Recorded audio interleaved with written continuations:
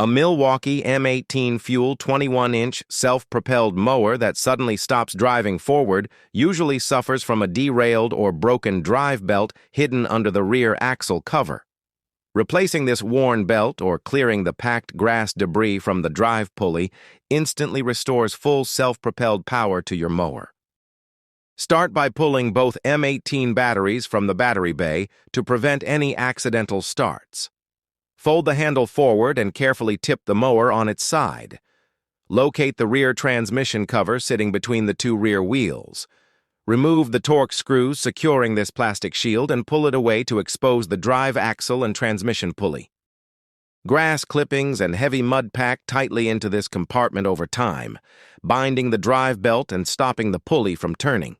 Use a stiff brush and a compressed air nozzle to completely clear out all debris around the transmission housing.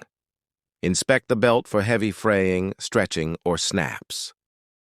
If the belt is damaged or slipped off, roll the old belt off the main motor pulley and the smaller transmission pulley.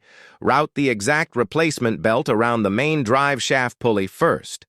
Walk the other end of the belt onto the transmission pulley while turning the rear wheels manually to seat it perfectly into the grooves. Snap the protective transmission cover back into place and tighten down all the torque screws securely.